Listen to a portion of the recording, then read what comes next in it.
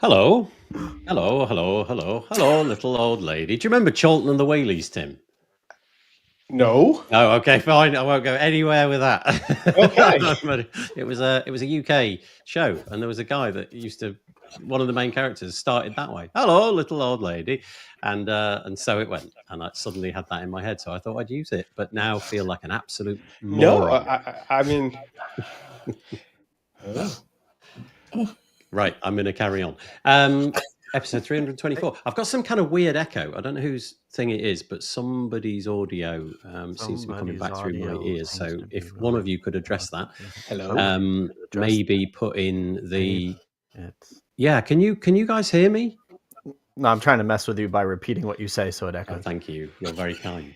No, I think I don't know who, but somebody, I've got my audio coming through. Never mind, we'll press on regardless. I can sure that I can deal with it. This is episode number 324 of This Week in WordPress. And I am joined, as always, by three fabulous folk. First of all, in the corner, am I going to get this right? Yeah, down there is Michelle Frechette, the co-host for this week. Hello, Michelle. How are you?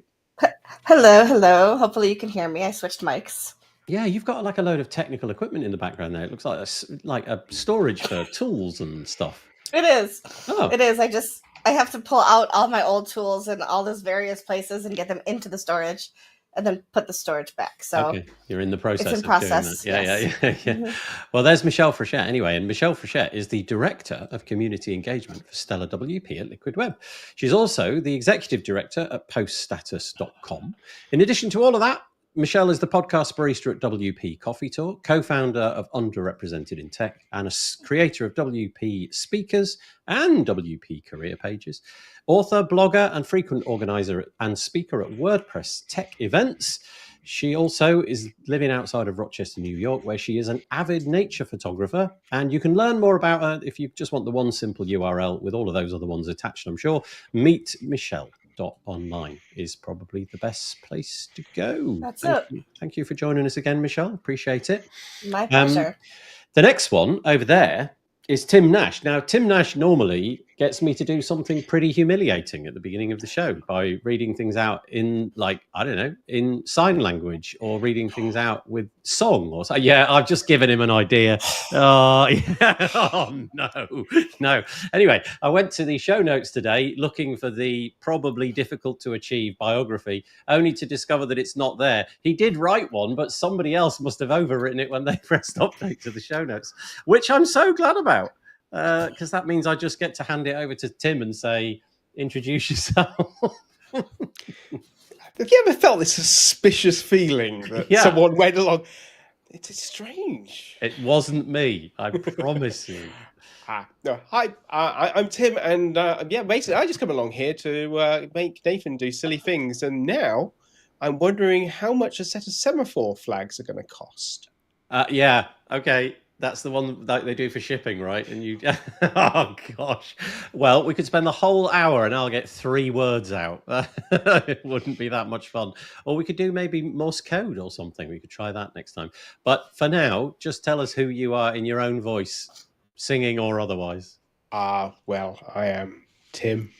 I am a WordPress security consultant. See, it's really hard when I do this. It's much easier to get you to do it for me. Yeah. I'm a WordPress security consultant and regular panelist on this show. So most people hopefully know me.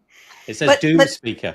I think he should have to do that in the form of a dirge. Since it says Doom Speaker. Yeah, or some kind of it's not so much fun when I'd have to do medieval chant or something like that. Yeah, I could. I mean, if you haven't come across this, exactly like Corey's doing. If you haven't come across it, look up Bardcore on YouTube. Bard what? Oh, it's fantastic. Okay, Bardcore, like hardcore, but with Bard at the beginning. Bard in the front, yeah. Oh, is it like really hardcore, like medieval monk chanting or something? It's medieval music, but with pop songs. Oh, that's great. I went to York Minster yesterday. It's just this great big old, let's just use the word cathedral because basically it looks and feels like that. And I had these headphones with me and I put on a load of Gregorian chanting as I walked around and it was very atmospheric, I have to say. It kind of brought a tear to my eye, actually. It was pretty amazing. Can I attempt it? Yeah. Go on. Tim Nash in security always likes to bring us doom. WordPress. Wonderful. You know what? We should definitely get on the show a little bit early and do like a 5-minute practice of that, because if we all have to just drone one note, it makes the whole thing sound so much better. That was fantastic. Well done. Michelle. Thank you. Thank you. I've seen Monty Python. You got courage. Yeah, that's right. Yeah. Oh, don't get me started. And finally, Hello. down there, we've got Corey Maass. Hello, Corey. You what? That's my Monty Python. Here we go. Hello, I'm Corey. Hello.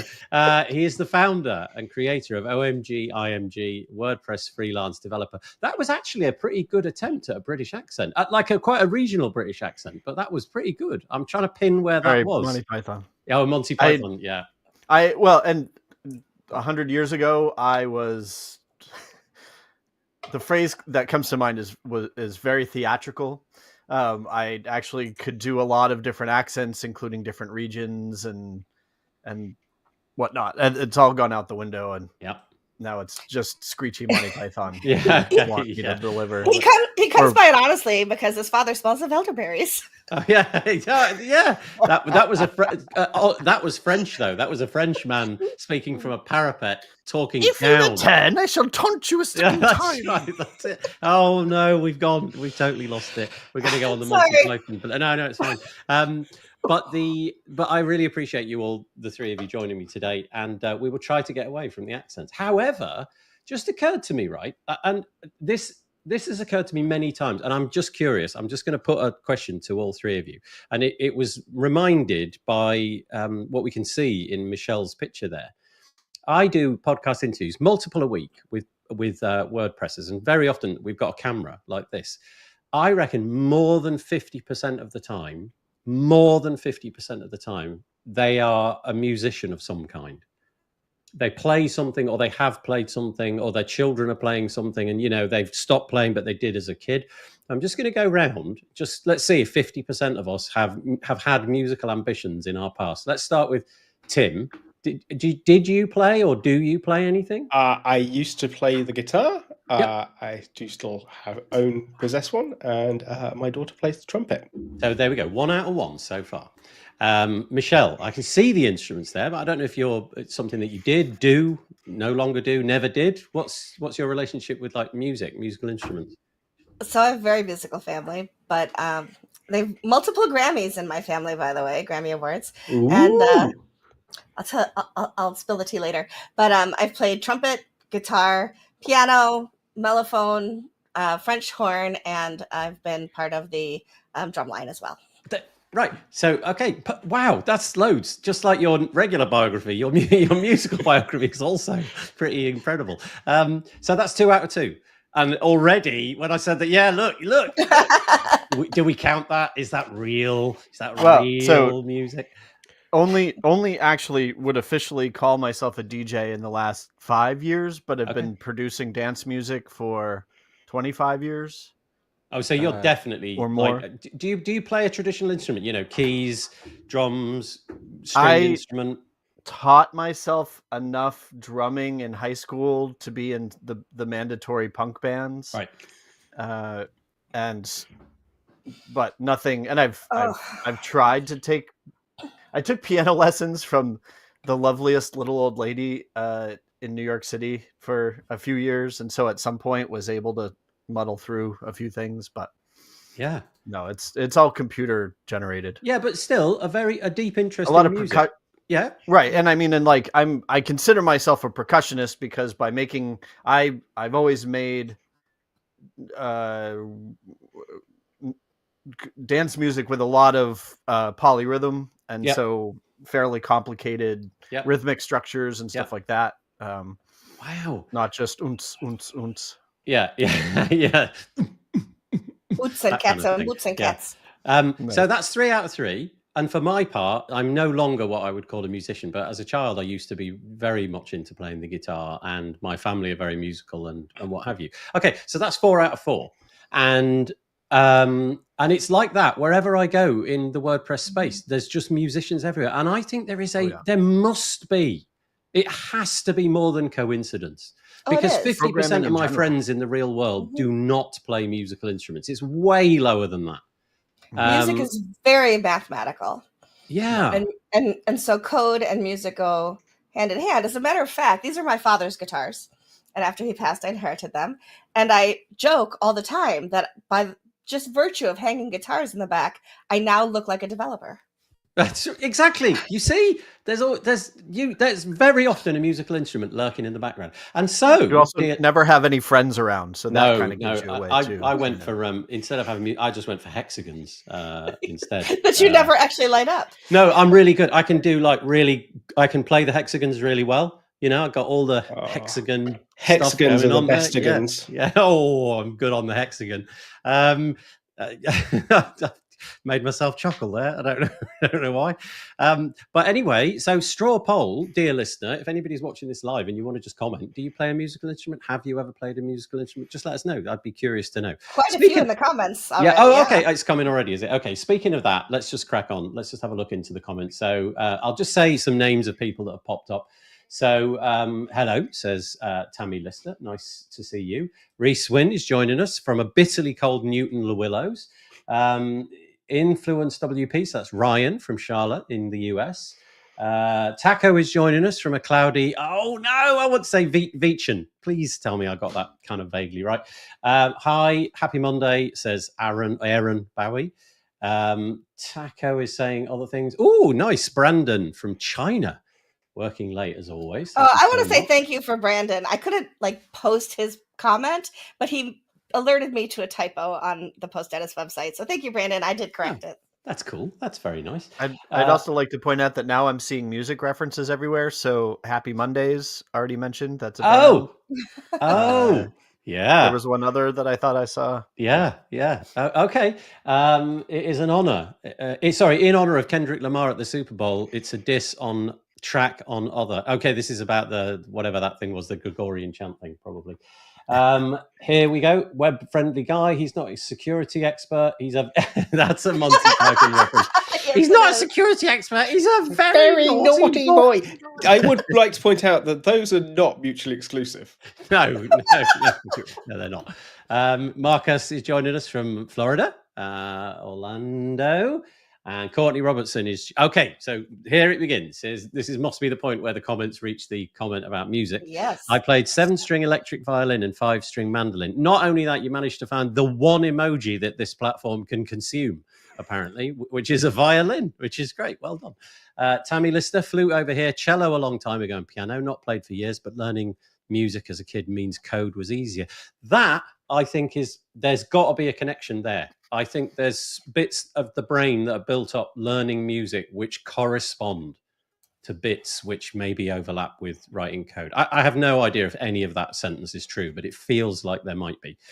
Taco says, I used to play the saxophone, but I would not be able to do it anymore, I'm afraid. I still have it there. Yeah, it's nice to have, right? Lying around. One day that thing will come out of a box. 8 minutes later, it'll go back in the box. Can I just say, I totally can see Taco with a saxophone. Yeah. Or even at one of those really large baritone, big saxophone. He should bring it to WordCamps. Even if he doesn't play it, he should just have it around his neck. Playing really smooth jazz. Yeah, really smooth. Yeah. Like jazzers have always got really cool names, and Taco's got a really cool name. This is true. Jazzers, jazz musicians, and skiers. All skiers have got cool names. Don't know why that is either. Cammy McNamara, it's only 28 this morning, so we're on to the weather again. I'm waiting for the sun to appear and get outside to exercise. Good morning, friends. Sorry, I've hijacked the weather conversation all about the musical instruments. Have we done that one? Yeah, done that one. Yep. Cammy, piano. Elliot is saying hello. Patricia, hello. Music is very mathematical. Oh, is that what Michelle was saying? That explains why I suck at both development and music. That's Taco. That's right. Okay, so bless. Yeah, I wasn't very good at music, but I enjoyed it, and I was into the kind of music where it was better to sound rubbish. You know, the sort of punky vibe, that kind of thing. It didn't matter if you got the notes wrong. It's cooler if you did that. Anyway, we're now 18 minutes in and we haven't said a word about WordPress. But never mind, that was fun. I enjoyed that. Thank you for being such good sports. Here we go. This is our website, wpbuilds.com. I'll race through it. Put your email into that field if you want to keep up to date with what we do. And very big thank you to our 3 sponsors. We've got GoDaddy Pro, Bluehost, and OmniSend. They've been sponsoring us for absolutely ages. Thank you for keeping the lights on, helping the show carry on into the future. Really appreciate it. We have an archive. If you go to here and then here, we have our podcast archive. And a couple of podcasts came out in quick succession this week because I messed something up a little while ago. So we did 2 the last week. And the first one was I spoke to Anne McCarthy and Birgit Pauli-Hack. We're doing a regular sort of once a quarter at the core podcast, where we talk about all of the different bits and pieces that have dropped in WordPress core in the last 3 months. So go check that out. But also this chap who I was talking to, Daniel Post, who has a plugin which enables your website to do things like consume comments, post comments to Blue Sky, the increasingly popular amongst WordPressers, that's my impression anyway, social network. It looks and behaves much like Twitter, but it doesn't have the ads at the minute, and it doesn't have an algorithm, so it's quite nice. And anyway, he's built a plugin. I think he got the timing just right. He was building it before it became, a popular thing, and now it seems to be taking off, so that's really nice. And that's the interview there. And also, I do a show periodically. There's no cadence to this. It's just when we get around to it with this chap who's called Joe Dolson, and he works in the accessibility space. And we've done 4 shows now, and the latest one dropped last week as well. It's called The Accessibility Show. What a title that was. And this time around, we were looking at, or rather he was, looking at cookie banners and whether cookie banners can be accessible, or rather whether cookie banners are accessible. Short answer, not so much is the sad truth. So go and check that out. And next time we come around, Joe will probably find some ones where that isn't the sad truth, a cookie banner where it is actually possible to do it in an accessible way. So that's the WP build stuff. On to the WordPressy stuff. So 6.8 is coming down the pike. And this was written a few days ago by Krupal Lakia. Sorry for the name if I got that wrong. WordPress 6.8 coming is set to be released on the 15th of April. And there's a few foundational features which were introduced in the previous versions, which were going to be improved upon. My understanding is that the WordPress core offering, maybe you guys can correct me if I'm wrong, but my understanding is that it's going to be less featureful in the near future because of the repositioning specifically of the automatic workforce onto for-profit things. And I'm guessing, with automatic being the biggest contributor to WordPress core, I'm guessing that in the future, maybe a lot of these releases are going to be a less featureful. We'll see. Is that your impression, everybody? Sort of, yeah, nodding, maybe. Yeah, okay. Right, let's go through what's in this one. So there's going to be a few design improvements. And again, this sort of speaks to that. It says it's working on polish, fixing and clearing issues. So there's no great focus on brand new features, excepting, here's some stuff which is interesting, the zoom in, zoom out mode, which I really like because my blog posts tend to be quite long and have different patterns dropped in. So it's nice to see what's going on. You'll be able to apply different styles, section styles and designs directly from the toolbar. So you'll be able to cycle through whilst in that design mode, which is quite nice. Also, when you look for the fonts, it will actually show what the font looks like instead of it just being, this is the name of the font, but no indication of what it will look like. I always think using the name of the font is a poor way of doing that. So, for example, the Sora font there, that's not really showing me a fat lot about what that font will end up looking like. I want the lazy dog jumps over the bat with the man holding the marmalade sentence, whatever that one says, the one, because it would give me some more indication of what all the letters look like. There I can see an S, an O, an R and an A, and that's about it. But anyway. Or a hover with more preview or something. All right, there you go. Something like that, yeah, where it could do the lazy cat dog sentence thing. Also, you will get a different toast notification when your images have been cropped or rotated. Not really a lot, but there it is. And then, this is quite exciting, support for speculative loading. And I hear you all cry, what's speculative loading? Well, my very untechnical understanding is that based upon what you are doing on the web page, this API, if you like, well, the speculation rules API will make decisions. That sounds very AI based, doesn't it? But it will decide to go and pre-fetch other things. So, for example, I don't know if it's done on things like hover state. If you hover over the contact us link, there'll be an impression that, yep, let's load the contact us page. Therefore, having that sort of cached somewhere else. I'm going to put that one to Corey and Tim. Have I butchered that horribly, or is that about what it is? Tim's sort of a bit. No, I mean you've more or less got that. Just to be very clear, there is absolutely no AI involved in stuff. It was because I used the word "it made the decision." It sounds like this API can think things. Yeah. I mean, if we go back to the basic core that an AI is a statistical model that's running an if statement, then sure, it's just like AI. But these are literally just a bunch of if statements. If you're doing this, then it will. And it basically, if it does, you hit something that's in the if statement, it will choose whether or not to act. So there's no AI here. Don't worry.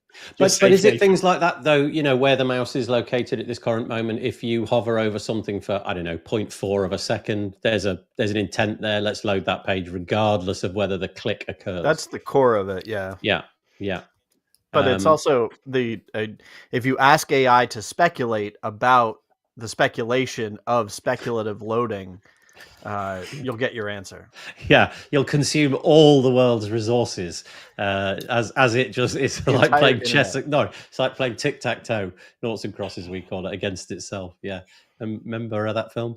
Okay, but that I think is really exciting. That's a really cool thing. So even potentially a site which wasn't very well optimized, this is another lever which you can pull, that WordPress will pull for you on your behalf, to have the appearance, anyway, the simulation of your website loading really quickly.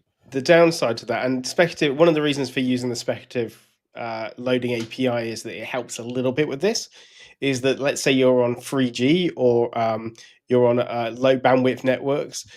Before we would things like there were plenty of plugins out there that used to make you feel like it was going really fast, and what it was doing was really once you finished loading one page, it just started loading the next pages that were in the top 5 links or whatever. Whereas the speculative loading will actually also check things like, hey, I'm on a 3G network, I probably shouldn't load the next page until you actually ask for it, because we might be burning your bandwidth. So this is a sort of halfway house between the two approaches. And so this is only going to partially burn your bandwidth. Okay. I mean, this is really helpful, right, for those people in countries who don't have the speed that we have for networks and things like that too, right? So if you are in, a developing nation where internet's a little bit spotty, perhaps this is something that can help, especially since a lot of people are still using their phones for those things. So, and just general travel. If you're going on a train and you go through the tunnel, in theory, the pages should already be cached ahead. Unfortunately, all the DNS requests won't be for anything. It's always a gotcha. So, okay, everybody, thumbs up, thumbs down. Is this a good idea to go into core? I'm on the firmly thumbs up side. I think. Yeah, of course. I can't see a reason why not. Yeah. I like support for anything. Yeah. Okay. This is my release. I am one of the release coordinators for 6.8, so I like it. Of course I do. All the bits that are in. Yeah. Okay, but so that's that. You were commenting earlier about whether people like something. I believe you can comment on this post. So if there are things you have ideas, like how to show the fonts and things a little bit easier. Did somebody just play a guitar? No, but I was wondering if somebody struck a gong or something like that. Sorry, it was me. I was trying to shut my watch up, which I've inadvertently not turned off notifications before the start. No, we know you've got like a range of glockenspiels down there. And I went to go and turn the notification off on my watch and hit my mic stand in the process. Oh, how funny. Because I don't get to normally have the mic stand because of the... I'm calling it. It was F sharp. Yeah. Says the man who says he's not a musician. I don't even know if F sharp's a note. I believe you can leave comments. So if you have specific things you'd like to comment, you can do that below, right? Yeah, you can. You totally can. You have to be logged in, of course. Yeah. Yeah. So okay, the speculative loading thing. Despite the fact that I've butchered it, go and explore that, because I think that's genuinely really interesting, and obviously the ability to make things quicker and anticipate what it is that you are going to be doing is incredibly useful. And then the very final thing from here is the polish. Again, they're using the word polish. It's not really new features so much, although I guess maybe it is. Polish the query loop block, and they're adding enhancements like filter by year, pagination, fetching results by adding an offset, and block spacing improvements. These are all things which I think have been added to many third-party solutions in the past, but now they're going to be in the core block.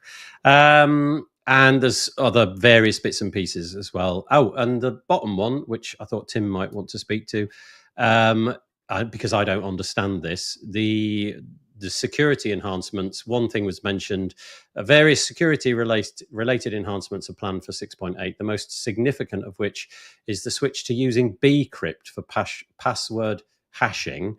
And at that point, I'm just going to say, why? Why would we do that? What's the benefit of bcrypt? It's because we're slowly but surely, people are no longer going to be using my bcrypt password plugin.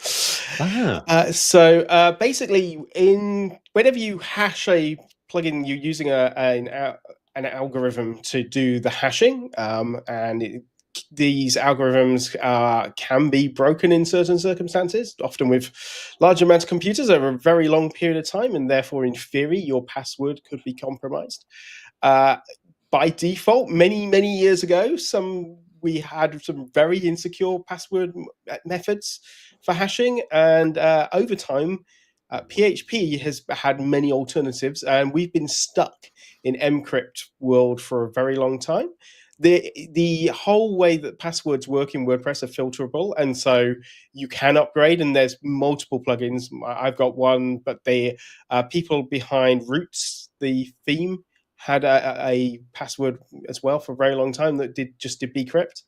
And this is good because now bcrypt will become the default, hopefully.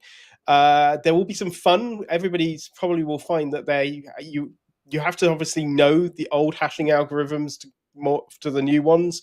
So there's a little bit of work that they might have to do. And I imagine there's going to be lots of edge cases of people being logged out briefly, but it should all solve itself nice and easily.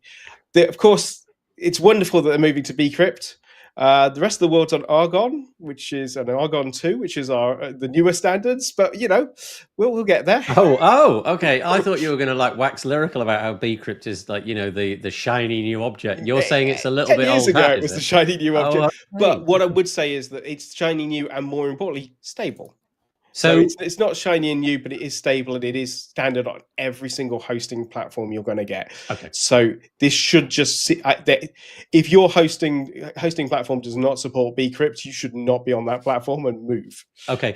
And so if I am a regular WordPress user, will I have anything to do, anything to notice? You mentioned maybe briefly being logged out. You might, depending, in some very odd circumstances, you might find yourself logged out when you log back in. The problems are going to come if you somehow magically logged back in and reset your password, but you managed to reset your password before through the change happened. Then you might end up with some keys that don't work properly, and then you'd have to reset your password again. These are like the tiniest edge cases that I can think of. I imagine that they are going to happen to absolutely no one, hopefully, because it should just work. Best security advice I can offer is never update your password and go for a really short, memorable password. Like 4 characters or something like that. That's sure. More helpful. Write it on a little piece of paper. Yeah, write it on a piece of paper. Stuck to the monitor with the word password and a colon. I'll be honest, that is not a stupid thing to do. I know people think that they joke and laugh and go, ha ha. It's like, no, stick your password on a monitor. If someone has broken into your house, has reached your monitor and is staring at it, going, I best keep that password because that's going to be really useful to break into Nathan's website. Yeah, good point. That's going to be awkward. But obviously in a work environment. Yeah. I just pin all mine to the top of my my Twitter account. That's a better place to put it.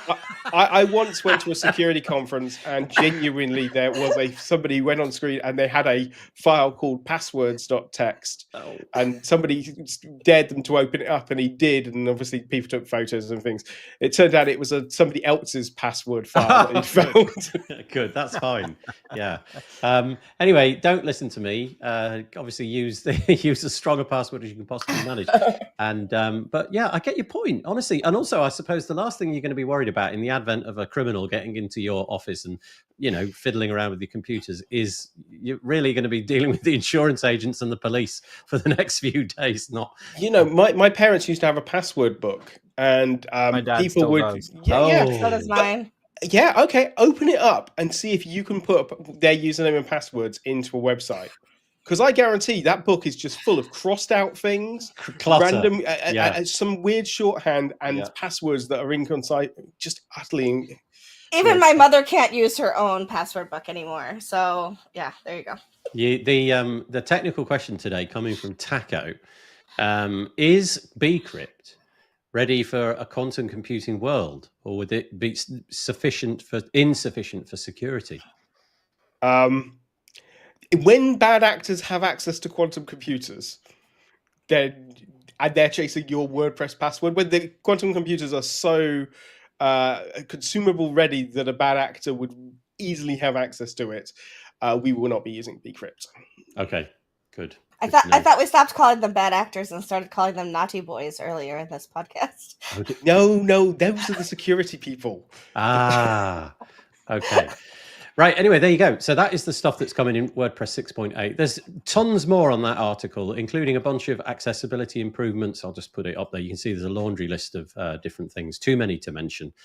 And as Michelle says, if you wish to make some commentary on that, you can. The article was published on the 6th of Feb, and it's just called Roadmap to 6.8. Okay, let's move on quickly. I just thought this was quite nice. I have now decided it wasn't. Anyway, I'm going to WordCamp Asia now, and so I was suddenly scrabbling around for things to do. And I'll be there. Yeah, I'll hang out with Michelle probably. That's what will happen. But Gutenberg Times produced an article. If you are attending, it's quite a nice little summation of the different bits and pieces that are going on. So the fact that it's almost like 3 conferences in one. You've got a contributor day, which is kind of separate. And then you've got the conference and the talks. And then there's this youth camp, which I confess I didn't know much about, which is scheduled for the same time as the main event. And it's for 8 to 17-year-olds, quite separate. And then there's different bits and pieces that people in the community have written about Philippine culture, Philippine food, and also the normal arrangement of the after party and some side events that are going on, what you can do at Contributor Day, and a whole load more, basically. So go and have a look. This article, if you're going to be attending the event, it's happening, I think, 20th to the 22nd. I think I've got the right date for that. So it's in not this week, but the following week in Manila, Philippines. And if you go in, I will hope to see you there. That'd be there nice. will be a panel on AI moderated by Taco, and I'm one of the panelists. So if you want to talk about more of what's happening in AI and your fear for your job, come to that panel. So also there's Nomad Skateboarding, thank you for contributing. There's an important discussion going in Make Accessibility on what's being done for the WP admin in 6.8. Okay, thank you. So you can check that out. Make Slack. Right. Okay, let's move on. Let's put the next piece up. Now, this one's not new, actually. It's like probably getting on for, what was the date on this? 31st of January. So it's a couple of weeks old. I don't quite know how it escaped my attention, but it did. And it's called Announcements, Sponsor Review Process Changes. And you can see I've highlighted loads here, but I'll just kind of try and paraphrase it. But I'll start at the beginning. The community team has always had guidelines around sponsorship, specifically for GPL and WordPress trademark compliance. These guidelines are outlined in the WordCamp Organizer Handbook and the agreement among WordCamp organizers, speakers, sponsors, and volunteers. And then it goes on to sort of say, whilst those in theory were enforceable, it was very much left to the organizers to kind of get on enforcing those. And maybe it was more of a sort of trust system than in the past. However, since, and I'm back to reading it, since late 2024, a more thorough vetting process of sponsors have been in place. Project leadership has mandated this new process, which means community program managers were tasked to manage previously. The new process enforces, so it's all around the WP Engine automatic legal wrangle, and it's around sorry, and it's all around trademark and GPL compliance. So, for example, you won't be able to become a sponsor at the event if you are infringing that. And honestly, I don't want to get into because I genuinely don't know what is and what isn't falling inside and outside the scope of that. But here's an example. If you were to use a term like WordPress hosting on your website, that would be an immediate nope. You're going to have to go and become compliant, i.e. change what you currently publish on your website and wherever you're publishing it. And in addition, all sponsors at the moment going forwards are going to have to be authorized by Matt Mullenweg, and it says and Mary Hubbard. So I don't know if that and is a or an and from project leadership. And then it says the new process has caused significant delays in receiving payments from sponsors, which is a requirement for announcing their support. We, the program managers, understand organizers' frustrations with the process and are working to improve it. And I've probably said everything there is to say about that. So new process, all sponsors to WordPress events in the future, all of that has to go through Matt and Mary Hubbard. Now, I didn't know if there was some sort of caveat there in terms of the size of the event. Like Tim and I went to this event called WordCamp Whitley Bay in when was that, Tim? To which I sponsored, no less. Yeah. I hope you didn't have WordPress hosting written on your I don't believe. I mean, I'm just imagining the process for a small WordCamp like that. So Matt looking at it, going, "Who? Who is do you this think fish it and would chip have its shop?" tentacles in that though? Because in theory, because the way I read that, Matt and Mary would both have to approve. And that event, there's like 80, I don't know what the number is, but there's like 80 people in a room, something like that. You know, it's fairly small. It's one day. It starts at 9. It's over by 5. And obviously, if there was a bottleneck for sponsorship for an event like that, that could be kind of a bit critical for that event kind of going on or not. I mean, it would destroy it. Yeah, whereas the bigger ones, the WordCamp Asias and Europe and US, you can imagine that there's more money going around. There's probably more resources put into all of those kind of things, so it might be a bit more straightforward. Anyway, there's the story. If you want to talk about it and get into it, feel free. There was a time when sensible contextual choices could be made. Like I remember going to a WordCamp Birmingham, I think it was Birmingham, Alabama, and it was there were 60 people there. Sorry for anybody who planned it. Maybe it was bigger, but my recollection. But anyway, very small camp, right? And there were a couple of sponsored tables in front. Bluehost, because they were whatever it's called, a universal host and or universal global sponsor kind of thing. Global sponsor, thank you.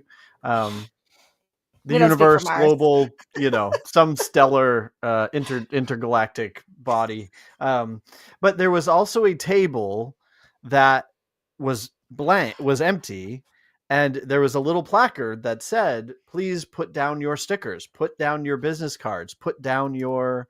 And so, yes, you were not a sponsor, but it was a great way to network, and it was a great way to spread the word. And it's the only WordCamp I've ever seen it at, and maybe I'm outing somebody that they broke rules, but this was 100 years ago. But I miss that kind of, obviously if you're spending 100,000 or 200,000, like there need to be rules, but it's how much regulation are we going to introduce to the point where we no longer have sponsors, especially for the 8 tiny camps that still exist and manage to exist.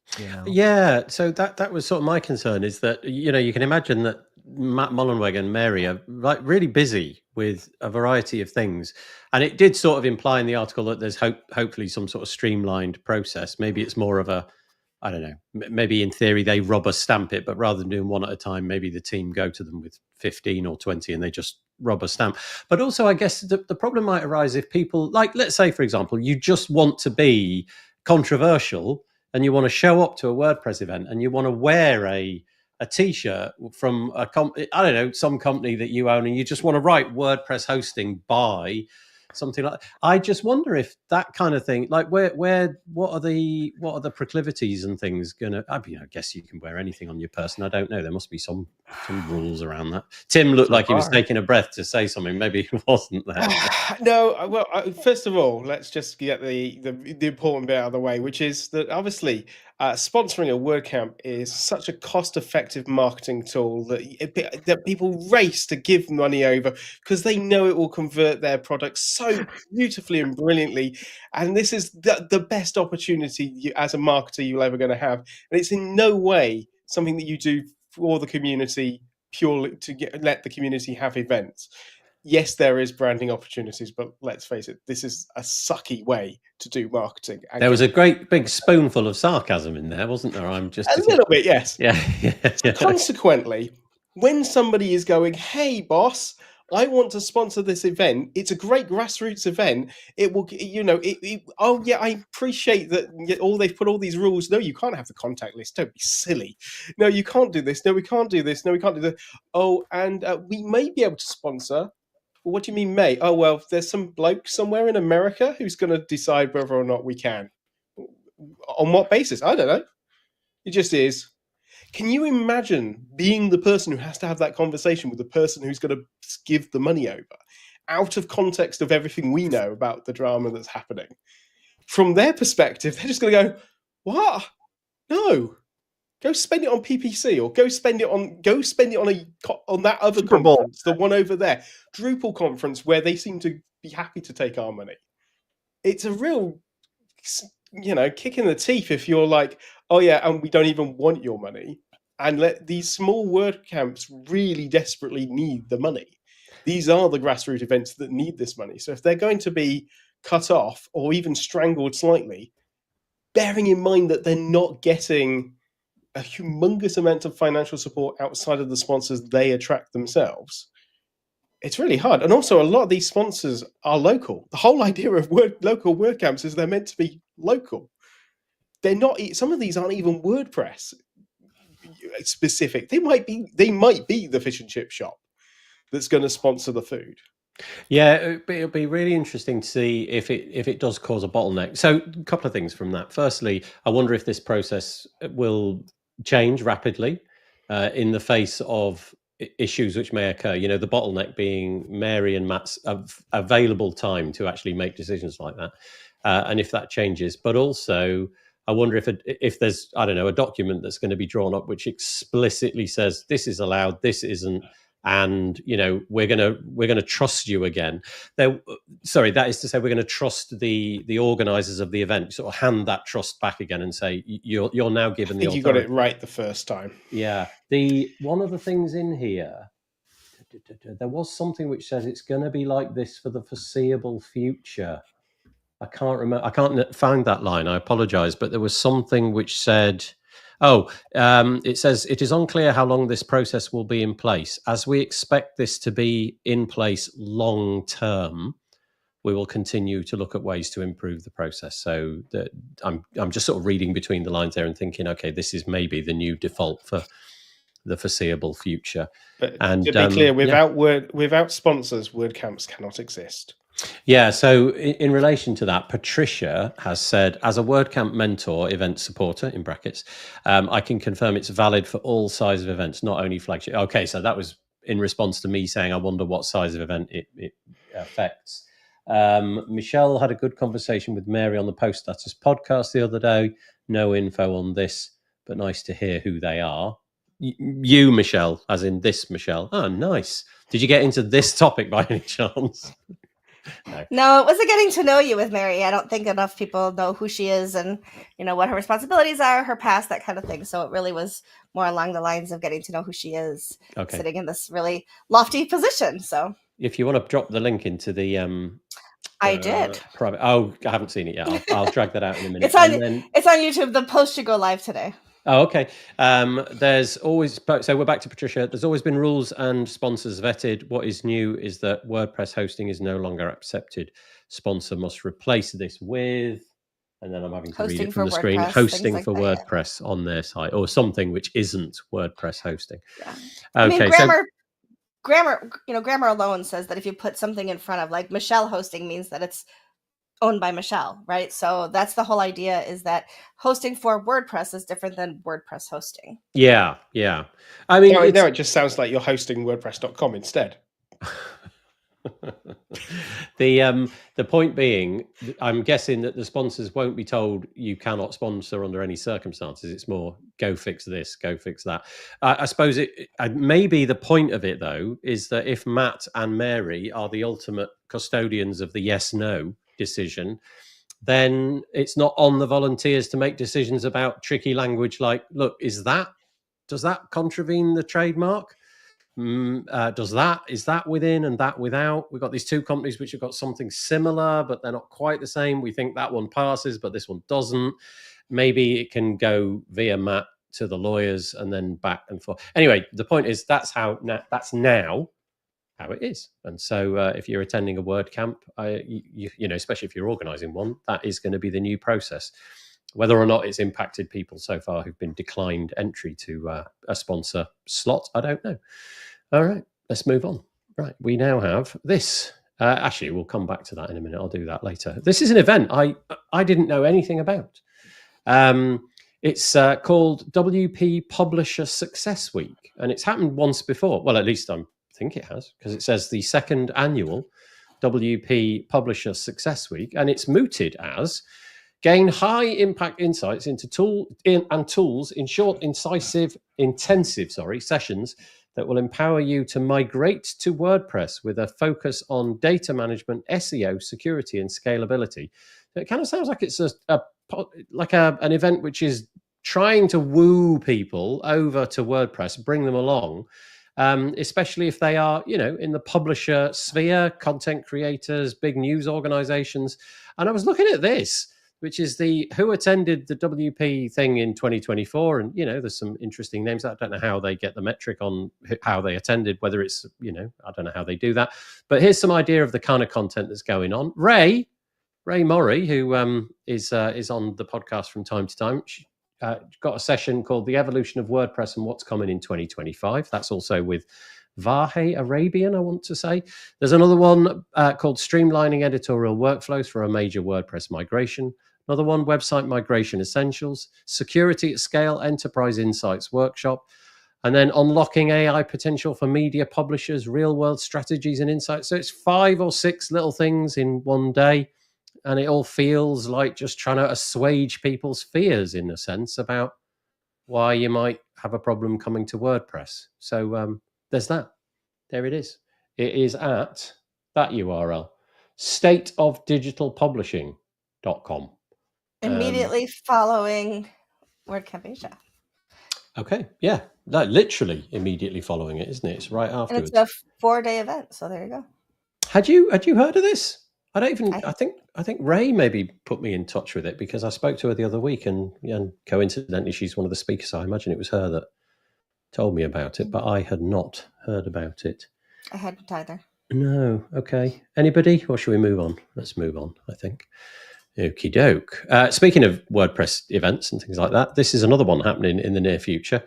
If you enjoy roller coasters and, you know, like Disneyland, basically, Cloudfest is the place for you. It's an event entirely based, like they take over a theme park.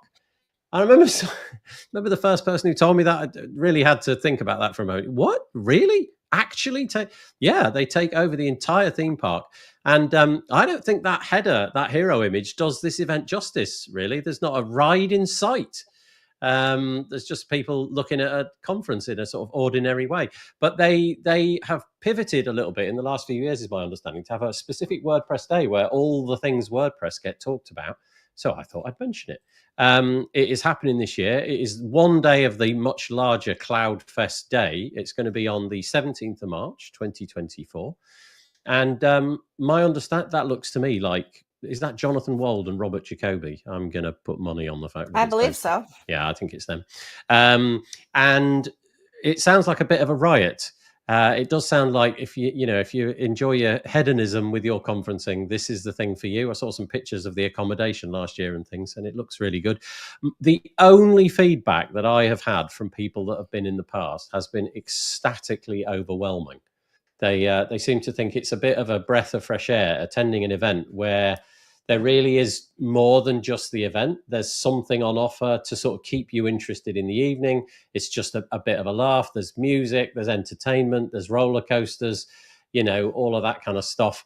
And so there you go. WP Day at Cloudfest. Anybody want to say anything about that one? I've heard good things. Yeah. But I'm unable to attend so far. Hmm. Schedules are crazy. Yeah. It's in the southwest, I want to say, of Germany. Not far from Strasbourg, which I know is not in Germany, but it's not far from there. So if you haven't got your ticket yet. Oh, that's another thing to say. We were talking about word camps earlier, and the fact that the ticket prices, ticket price for a word camp is typically very, very low. Because this is outside of the sort of chapter program, and there's, I'm guessing it's for profit. It's got kind of more realistic, for want of a better word, ticket pricing. So I think it's into the, multiple hundreds of dollars if you want to. It's probably worth emphasizing it's part of a larger conference that is aimed at hosting companies and hosting providers. It's not necessarily, and it was never, it's got more WordPress has been creeping in over the last few years. But I remember going many years ago, and it wasn't WordPress related stuff. Did you enjoy it? Oh yeah. Nice. There's nothing wrong with being wined and dined, and especially if you work in that industry, there was lots of vendors who, unlike perhaps in the WordPress space, if your only time you've been to a conference is a WordCamp, then going to something like Cloudfest will make your mind explode, both with the cost, but also with just how different the events are, how leaky your data is going to become, and how many people are going to be talking to you on email for the next 10 years, but also just how much money is spent and how much, people you are there to be sold to, but not in a necessarily massively negative way. And if you maximize your time there, you can probably come out with new wardrobes, lots of new stationery, and some very nice goodies, along with obviously knowledge. Bob Don was there last year, and there was a guy giving away, those remarkable things. It's like a tablet, but done with e-ink, so it's the size of like an iPad or something, but it's a bit like a Kindle, but with a pen. And there's a guy just giving those away. They're like $500 or something. This guy just had a stack of them, and he said, "Yeah, I have one of these." Many years ago, I went to a conference in San Francisco, and I flew out of Heathrow, and I had 2 laptops, because I had my personal laptop and my work laptop. When I came back, I had to go through customs with 5 laptops. Oh my goodness! Because 2 sponsors decided to give laptops away if you when you were on the first day, you literally walked in and they gave you a laptop in a bag, and then 2 sponsors gave laptops away. So there was 3. I got 3 laptops at that one event. I'm guessing customs didn't let you walk through with all that, or did they? The thing was, I got through, turned around to see the person I was traveling with, who was emptying out his, and I'm like counting it. He's like on his 7th laptop. Oh, he went round again. Yeah, they clearly had a limit. It's at San Francisco. They must be used to this. As you're coming into the airport, they must be used to this sort of stuff. But it's like, no, 7 is too many. Can I ask Tim? 6 is fine. 7 is too many. 6 is fine. 7, way too many. There is a line. Tim, you said you went out with 2 laptops, one work and one, I don't know what you said the other one was, but you're like personal. What's the, do you not just, before you go on a conference, do you not just combine the data of the 2 and say, I'll just have one, it'll be way easier? We're talking nearly 10 plus years ago. And I carried a corporate work laptop that had been wiped due to who I was working for at the time. It was a brand new laptop that was given to me to travel with. Gosh. And it was wiped on the way back because, I was going to a foreign country, which with different laws and different regulations. Oh, I see. Got it. Okay. That makes sense. These days, of course, with cloud storage being ubiquitous and very low cost, everything's in the cloud, isn't it? It doesn't matter whether you lose the thing on the way out and get stuck in an airport terminal. You just pick up where you left off. We have apparently got a... So Patricia says, Cloudfest is an amazing event. She says she'll see you there if you can go. She also says, when you subscribe to their newsletter, you get a code for a free ticket. Oh, okay, there you go. If you want a free ticket, subscribe to the newsletter. That's great advice. That's brilliant. Good to Thank you know. for that. Yeah. There's a CloudFest in US in Miami happening in November. That's good. And also another one in Port Aventura in October. I don't know where that is, but doesn't sound like the UK, that's for sure. And they've got another one in a theme park in Spain. That's Portaventura. That is Portaventura. That's the one. Okay, that's the one. That's in Spain. So if you want to do a tech conference and you like roller coasters, I think it's a done deal. I'm more of a teacups kind of girl. I don't do the roller coasters anymore, but no. I used to love roller coasters, and then when I became a certain age, I suddenly realized that my body could no longer handle going round and round and round, and I would come off feeling. Just imagine giving the talk on the teacup. As you sort of like the screen, you have to just look at it. You could start on teacup, and you can make your way up to the roller coaster. Just open the window, and then they tell you what to do with the. One of the funniest things I've ever seen in my life was, you may remember this, Tim. There's a person who we don't mention anymore because it turns out he had a horrible past, but he used to do this show where he would fix it. You know who I'm talking about? Yeah. Where he would fix things. So people would write in their letters and say, I want to do this extraordinary thing that is never going to happen unless you make it happen. And then he would do it and they would film it. And it was this little kid from the Boy Scouts, and he decided that he wanted to take him and all of his Boy Scout mates on a roller coaster that sort of goes round and round and upside down, and all of them were going to try and eat a packed lunch. And it was literally hysterical because not a mouthful went in. They would be holding the sandwich and they'd be going, and it would just bounce, and then the milkshake lid would come off, and it was absolutely brilliant. Anyway, there we go. That's apropos of nothing, but it was very, very funny. Oh, right. Okay, moving on. That was CloudFest. Here we go. Post status. This is Michelle's territory, most definitely. Tell us about this. Yeah, so with the new launch for Woo branding, I thought, wouldn't it be nice to catch up with some of the Woo folks and do a podcast with them? So I had Tamara Neeson and Bo Levins. Tamara is the CMO for Woo, and Bo, I missed his title, but he's definitely like overseeing the project itself. So he's got a really unusual title, like he's director. The artistic director. That's it. So I apologize for not having that off the top of my head right now, but it was a great podcast. It started with Tamara, and then Bo joined us about halfway through, and we talked about the branding, but we also talked about the roadmap for Woo and where it's going, and we talked also about how the WordPress ecosystem works. And when you start to build more things into core and you're basically making other people's products in the ecosystem obsolete, how do we deal with that? And so we had a lot of those kinds of conversations. It was a really good conversation. So I encourage you to go ahead and listen. The transcript's there if you'd rather read it. But it was great. And then same day, a few hours later, I actually interviewed Mary Hubbard. So I always say, it's Mary. So that's also on YouTube. There it is. Yeah, so the post will go live. I've just checked with my staff to find out why it hasn't already been posted. It should be. But the post on post status will link you back here as well and provide a transcript, etc. So that'll be live a little bit later today. Can I just ask, is it this bit here that you're worried about? This is the interminable WordPress video block. I don't know why I did that. It renders the block. It renders the YouTube video. I reckon about 20% of the time, and the other 80% of the time, it just gives you the text of the video embed link. So I'll check in. I'll check into that. That one is a lot. It is live on YouTube, but it's also obviously you can listen to the audio.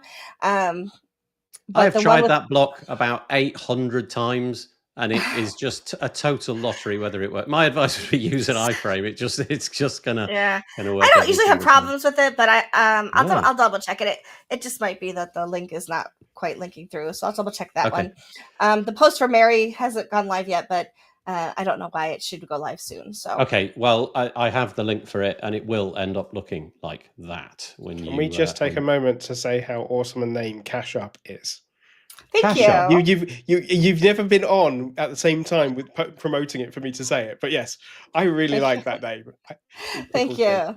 Cash Well, up. Cash up. the other Yeah, I like podcasts, it. the ones that Corey Miller had were like the Draft, and I can't remember some of the other ones, but I thought, well, what can I use that kind of leans into tech? Like cashing up. I'm going to cash up with these people. So thank Nice. Yeah, that's very cool. Okay, so there's two pieces from Michelle this week. So one about Woo, which coincidentally is kind of, let's see if we can get to it. Here we go. Woo has had a bit of a rebrand in the background. I am no graphic designer, so honestly, if you show me a new design, I'm basically going to go, oh, it's nice. Yeah, look, it's purple now. Yeah. We joked that they did it to match my hair, and Tamara said, "I thought you did your hair to match the new branding." So, I mean, chicken egg. It's this green is all the rage at the moment. We're seeing this all over the place, but there has been a significant update. So there's the new logo. Got this sort of purple background to it. I'm sure that green will be a part of it. I'm not entirely sure. There's the sort of the smaller logo. It looks like a sort of shopping. That's quite clever. I quite like that. It looks a bit like a shopping cart, because of the, it's got like a handle at the beginning of the W, and then the rest of the W makes up the shape of the shopping cart. And then there's loads and loads and loads of speak here about why it's changed and how it adapts to the new users and being up against Shopify and things. Definitely not Spotify. That's a totally different thing.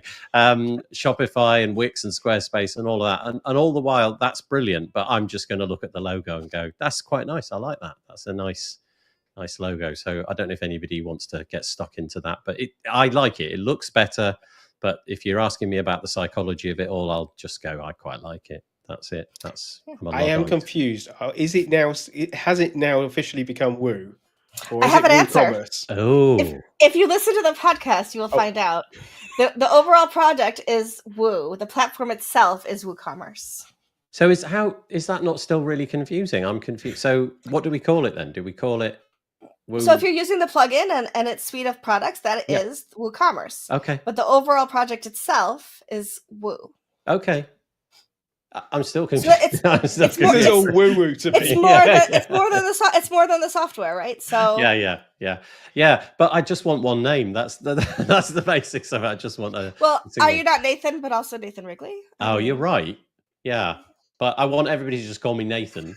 But yeah, all right, Mr. Wrigley. Yeah, that's right. Nathan.com. Yeah. Is there a middle name to Nathan Wrigley? There is. I do have a middle name. Yeah. What is it?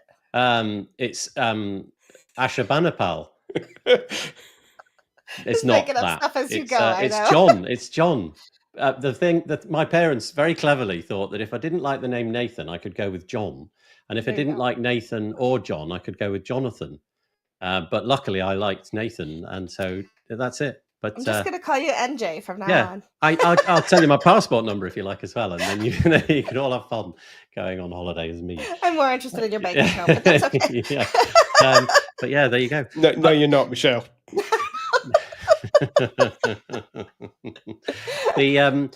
So it's not confusing. It's only confusing to people like me, but I do like it. I've got to say, for whatever the things are which make something look more modern, I can't encapsulate them in my head. It does have that, and I rather like it. Yeah, it's nice. Anything, Corey and Tim, on that before we move on? Running out of time. We always run out of time. All right. Okay, in which case, I'll bring this to your attention. This is Patrick Posner. He works with Mike McAllister on the Ollie theme. In fact, I don't know if they're both on this project as well, or if this is just Patrick. But I've only ever spoken to Patrick about it. He's had a plugin for a little while called Simply Static, which he took it over from somebody else and has kept it going. And it enables you to create a static version of your website and then ship it. If you've got the pro version, you can ship it to things like Netlify and a variety of other different things. I can't remember the providers, but there's a bunch of providers. But he's taken a new turn this week and has launched this, which is, I don't know if it's called like hosting or something like that, but essentially now he's going to bind hosting into it. So you don't have to even go through that step of setting up a Netlify account or what have you. And for free, looking at his page here, you get to generate a static site. So I think free is what you always had with free. You could get a zip file and then take that zip file and upload it somewhere, unpack it, and it would just work. But now if you go with the Pro of $199 a year, I think that then just deploys it all automatically for you. And then $19 a year, a month. I think that's like a waitlist item, so I don't really know what's going on. So I don't know if I think he's taking care of the hosting for you, but I just only on the mention it. studio plan. So that's this one here that we don't know about. Okay, and that studio plan. I'll be honest, I did some digging because I was curious, and anybody who's got a background in hosting is going to look at his plan and go, how can you get away with not saying all the things that you're meant to say? Go on, what do you mean? Things like, I think basically as a CDN, he's using Bunny CDN based on the number of points of presence. So that's because it had a very specific number that you could Google and go, right, it's Bunny. But where it's hosted, how it's hosted, what measures are in place with the hosting? Yeah. Okay, so we don't know. I'm guessing he's going to have to put all that together. I know he's got a really interesting life at the moment. He's doing the digital nomad thing where he's working from wherever he ends up. I think he was in Laos not that long ago. But okay, thank you. You've remembered what I had forgotten. The studio plan is the new bit. The Pro and the free bit, I think, are what have always been. But this studio plan, at some point, if you hop on the wait list, presumably by law, he will have to say what Tim just said isn't being said, say where the data is not necessarily by law, but by if you want anybody to sign up to it. For some people, it will be. If there are certain companies in the EU and in the UK that cannot host their data outside of the EU and the UK, so therefore they need EU UK based hosting. Likewise, there will be in Singapore, there will be in China, there will be in America. So he will eventually have to give more details. But from the very limited information given, it sounds like he's putting it on some sort of back end, and then using Buddy CDN as the CDN, which is a good choice for small scale projects. So I imagine it would work quite well. If that's what he's using. It's not a bad service. Yeah, I terrible name. Yeah, Bunny CDN. Yeah, I know what you mean. But the idea would be that you'd have this sort of like website which exists for a period of time, and you can kind of like hibernate that, and then, or at least it's not the front end of your website, and then when you push the button when you log out or what have you, it'll zip up the file, send it to the CDN. The CDN, maybe Bunny or what have you, will take control of it, and then it'll just be flat HTML files, CSS, a bit of JavaScript. They have integrations with a variety of form plugins, but I don't really know how they work. But it's an interesting option, and maybe for some people, having that like lightning fast thing, if you've got a small site, might be just what they're after. So there you go. And Taco says the UK passport isn't valuable anymore since you left the EU, Nathan. Yeah, it was me that did that. It was me that left the EU. I decided arbitrarily that the entire United Kingdom ought to just wake up to the fact that the EU didn't need us anymore, basically. I've got an Irish passport, Taco. So I'm immune to all that silliness, thankfully. Weirdly, the UK passport is still ranked at like number 4 in the best passports to have list. Yeah. And most EU passports are not ranked below it. I take them both. So when I leave to go to a European country, I miss the line, and then when I come back to Britain, I miss the line. You still have to queue up everywhere. Don't get me No, wrong. you don't. No, you really don't. If you've got an EU passport, an EU country, typically it's a lot quicker. Anyway, there we go. Taco says he used to be a nice person. Right, moving on. You still are, Taco. Right, okay, let's go to this. If you're using forms with capture on them at any point on your website, you might be interested to know. This isn't really a WordPress thing, but in the more recent past, I think you see these more or less everywhere. They're ubiquitous, aren't they? At the bottom of a form is some kind of humanity check. Tick the pictures of the cats, line these puzzles up. This looks like that. And eventually, if you've done enough of them, you'll throw objects at a wall because it's infuriating as all hell.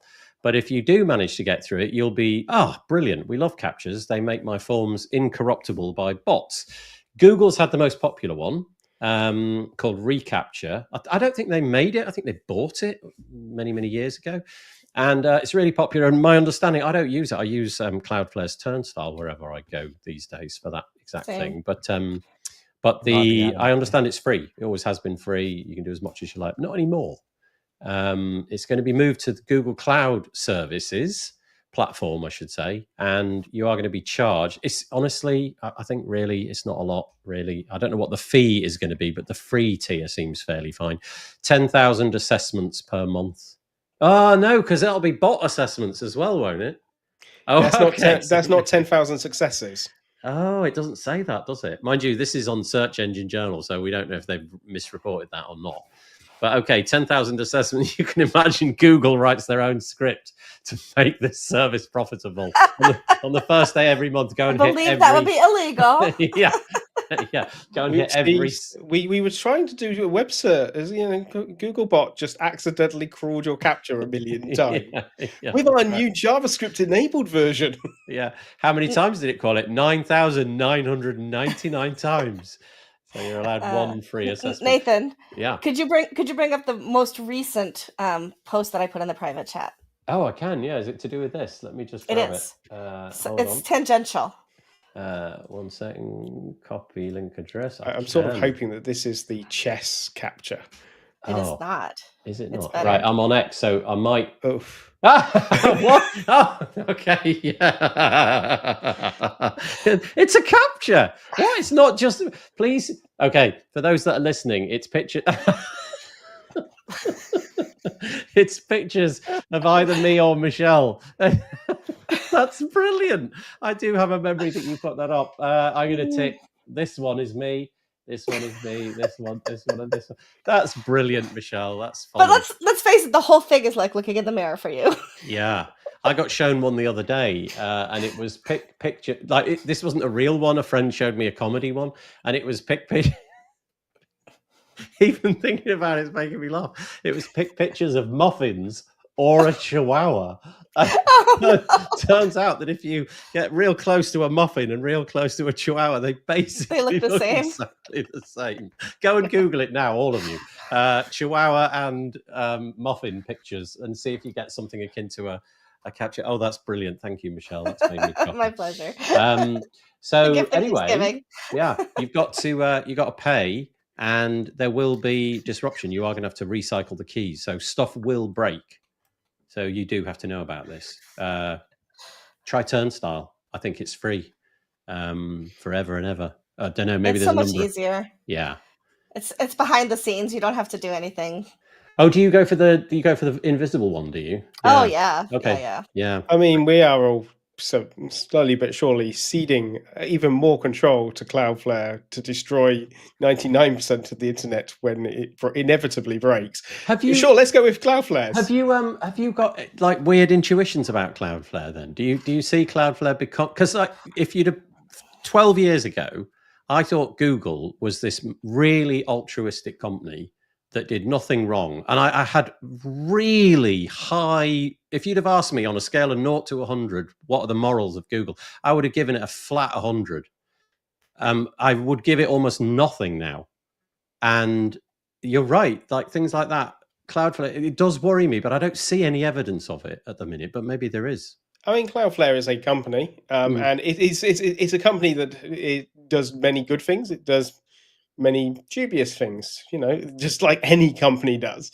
And once you start having a percentage of the web that flows through you, you inevitably have to be considered to be a bit dubious, and that we should start worrying about it, because that's how we end up with not a distributed web, which is a problem. Because what happens when a authoritarian regime decides, actually, you're based in our country, so we can just take you over, or a billionaire decides to buy it up because he's decided that he was upset about something, and runs it in. So whenever you've got these sort of massive corporations like this, you have to be a little bit wary about how much traffic's going through them. That doesn't mean that they're doing anything wrong, and obviously it's also that's like the whole job of a company, to be successful.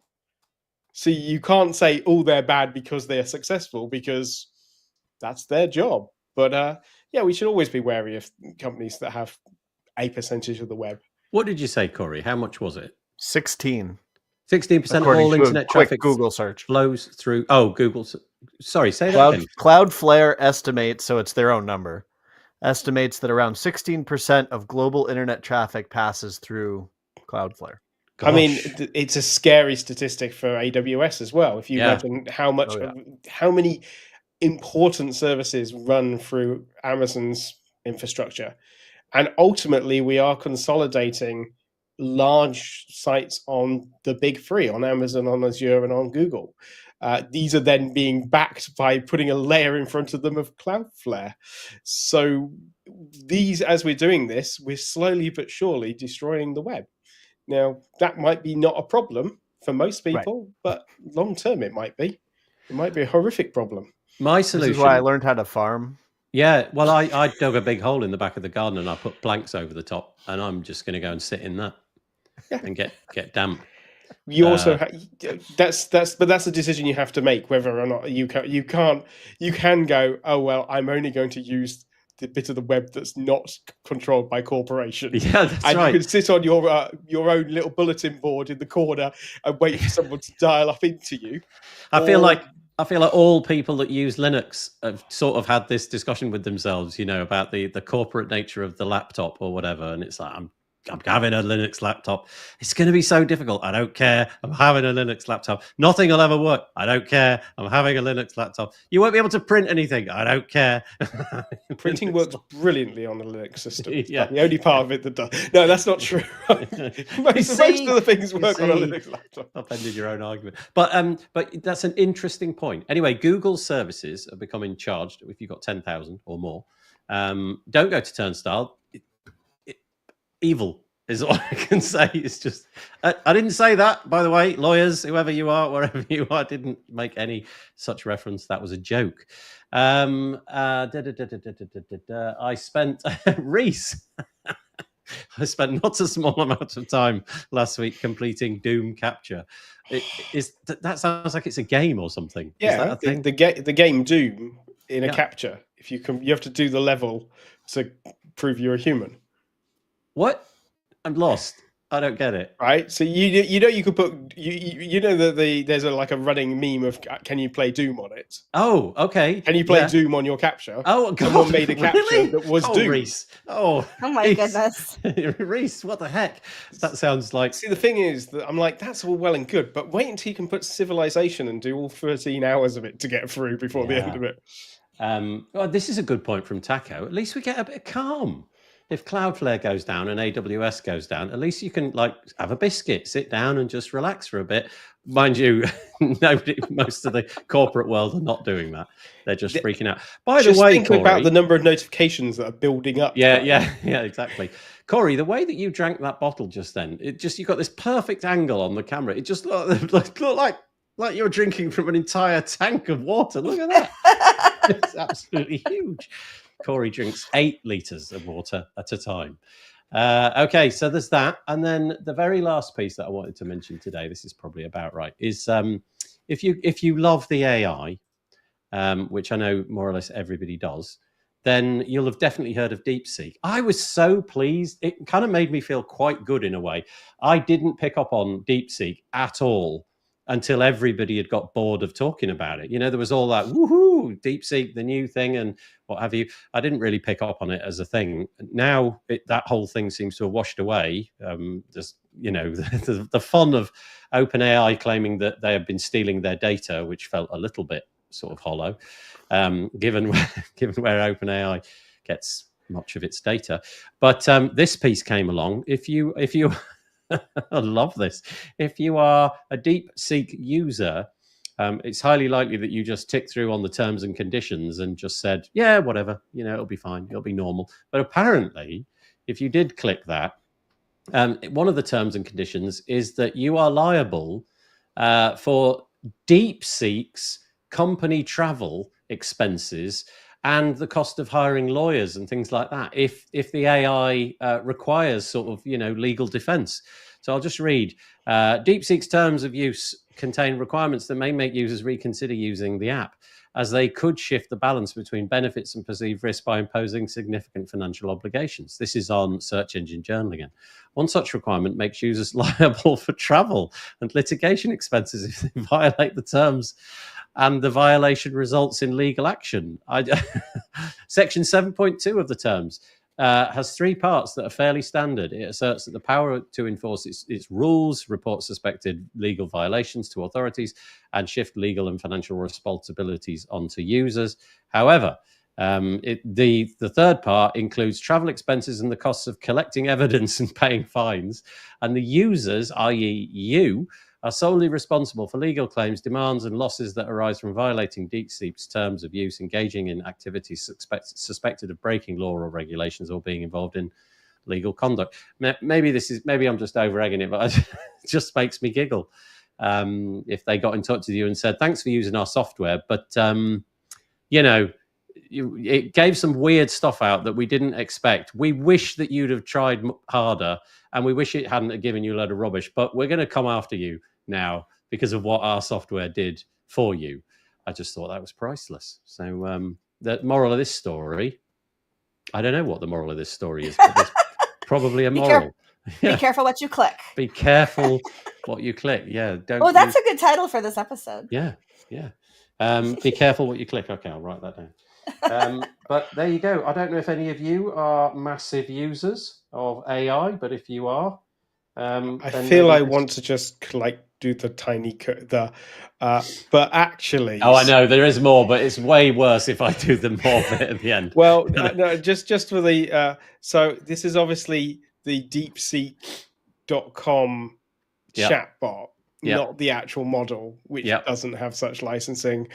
And God, have you actually paid attention to any of the other licenses that you've ticked on? Oh, I bet it's horrific, right? But it's interesting, isn't it? How people are went from, oh no, DeepSeek, it's amazing, to all of these articles slowly but surely trying to chip away at its legitimacy. Because it's ultimately you just see this over and over again, that and it's all coming from the same sources and bits and pieces. But yeah, OpenAI's terms are equally as mad, yet nobody's writing papers about how using their terms gives you X and Y and Z. So it is a little bit of propaganda. I know, but it's fun propaganda to read. I know, but it is fun. But there's a serious point attached. So is the inverse of this? Every other company will fly you to wherever. Yeah, that's what I was thinking. So, you get a free trip to San Francisco. If we need to get you in front of some lawyers, we'll fly you in and pay for your lunch. Be very careful with that. Oh, free trip. Oh, where? Cuba. That sounds. Oh, hang on. Which part of Cuba am I going to? AI is all the hotness in WordPress at the moment. And just to finish it off, we've got 5 minutes, so we'll finish it off this way. A couple of pieces in the WordPress space. The first one was Brian Cords, who wrote a piece called Getting the Block Editor for AI. And he was explaining about how a client wanted a particular thing to be done. And then getting into a conversation that he had with Matt Medeiros, who's been creating a lot of content, video content and what have you, all about trying to build things with AI. And the fact that it's not really just a case of you get the thing that you want. You've also got to build in like a UI for especially on the WordPress side of things. If you want to do something, you can't just build the functionality. You have to build in the functionality for storing that data, for retrieving it, for editing it, for updating it. In other words, there's like 10 times more stuff going on in the background. And then Remkus did a piece, and I'd not heard of this. Remkus did a similar piece. Well, not really similar, but it's called How to Get the Most Out of Cursor for WordPress Code. And essentially, what I'm learning about AI from the distance, because I'm not really using it, is it's all about your capacity to prompt. In the same way that it was all about your capacity to code, and the knowledge of that was incredibly important. Feels like we're entering an era where those people who really understand how the prompts deliver, they're going to be the people sort of pushing the envelope with all that.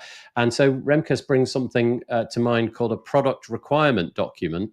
And the idea being sort of setting out all of this kind of to the AI before you start. And if you do that, apparently the chances of you getting out what you intend is far greater. You don't just ask it a blunt question of build me this. You tell it how to build it and what you need out of it in terms of a UI and all of that kind of stuff. So there we go, a couple of sort of AI pieces. Don't know if anybody wanted to. And of course, the truth lies somewhere in the middle, and depends on which app you're using and interacting with which service. So at the beginning, not to call myself out, but at the beginning of this podcast, I actually wrote out a long prompt because I was like, well, Nathan's blathering on about British shows that I've never seen. Let's have it generate a bunch of, because I was actually watching a bunch of videos this morning. I tried Copilot, the free version, last couple of weeks, and then today, and Twitter seems to be predominantly showing me at least things that advocate for Cursor, that it's miles better. So I was like, okay, so let me spend $20 for a month of Cursor and let's compare. Not at all fairly or equally, but let's just try something, right? Like, and see what it did. And so, but it's watching a lot of videos. They're like, you can either generate these documents, .rules, but apparently the .rules is going away. And so, but you do want to do some thinking and write out long prompts, but then it's specifically really good at like, update this piece of code to be these 4 lines of code and a certain, to fix a bug or whatever. So it's all still a moving target, has been my experience. And even day to day, something will seem to be good about fixing a bug, and then the next day trying to fix a similar bug, it'll go haywire. So weather patterns, whether the captchas are pictures of Nathan or not, all seem to affect whether this stuff, how well it works for you. I like the idea of it being the weather. We can just blame the weather. However, on an optic, I suspect that in the future of AI generated code, Tim's going to have loads of work. So it's not all bad. Yeah, no, I mean, this is genuinely the case already. I already do, during code reviews, I can pretty quickly pick up which bits have been generated by what AI program you're using. ChatGPT 4 has a very specific style unless you tell it otherwise. And Sonnet 3.5 has a very distinct style unless you tell it otherwise.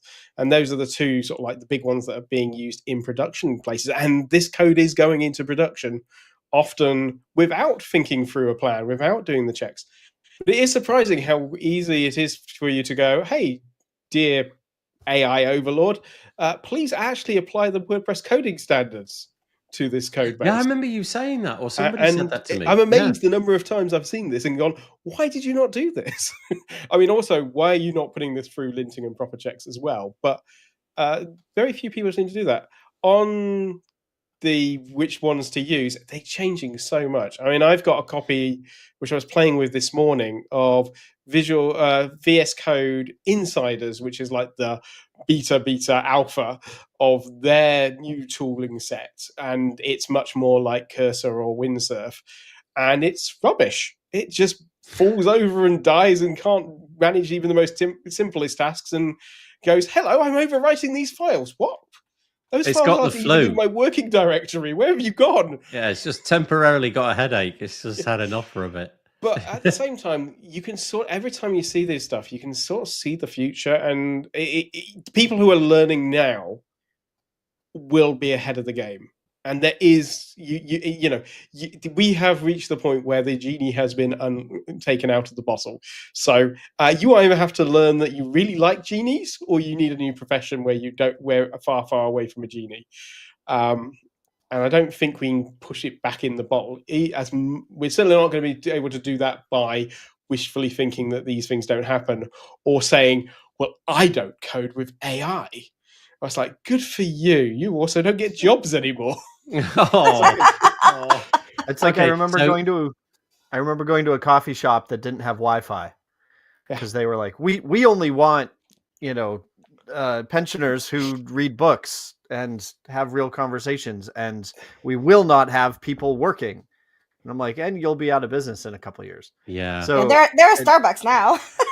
Yeah, Right, that's right. exactly. Got taken over. Yeah, very quick. The I would really like to sad just thing point is out that Go on, on the topic of AI, one, Michelle is speaking on a panel about this topic, and two, subsequently hasn't said a word because she doesn't want to give away Give away all the whatever it is It's- she's going to say. It's really hard to get a word in edgewise with the three of you. But what I did want to say about AI is Sorry. and the US government, which is very specific, obviously, to Corey and myself, is that there's this huge lawsuit and this huge like deadlines looming over us about TikTok because of its ties to China and feeding information into the algorithm. Nothing has been said about how much information we put out in all the other places, especially when we're feeding everything we think about into these AI. And DeepSeek is definitely ties to China, right? Which is very interesting to me that there's focus on one particular platform when all these other platforms were just like, take my data, please. Yeah. I find it amusing that ByteDance, the people behind TikTok, also have an AI editor. And it's sort of okay, but would you use it? Yeah, right?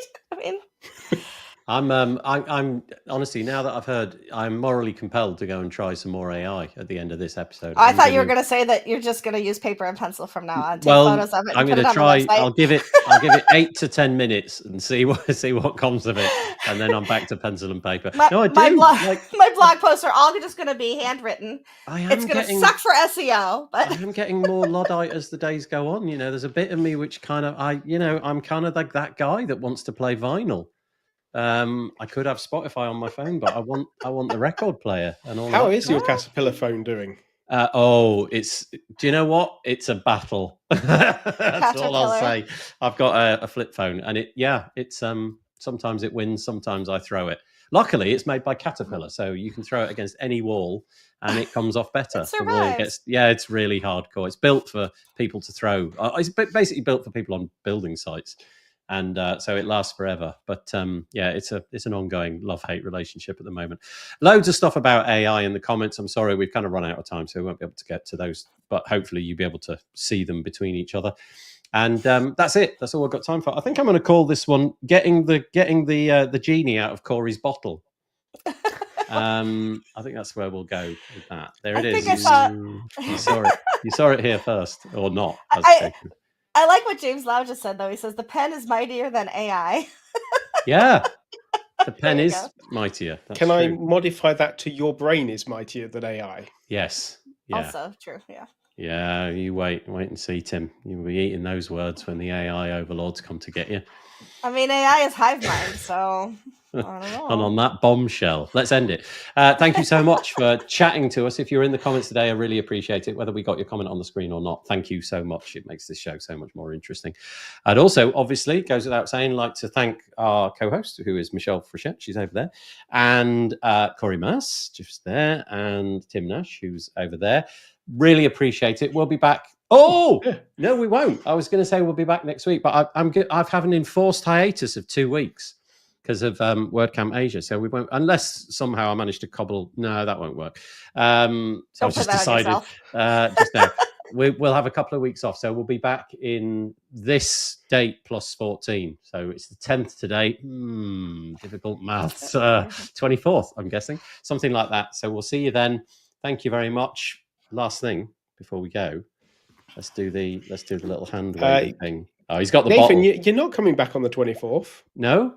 What? No, that would be 2 weeks. You're right. Yeah. It would be the one after that. 7 days after that. So however many days. Can I do that again? 32nd. Yeah, I have to do the hands again. That's great. Thank you very much. And we will see you whenever it is, 2 weeks from now. Thank you. Take it easy. 3 weeks, right?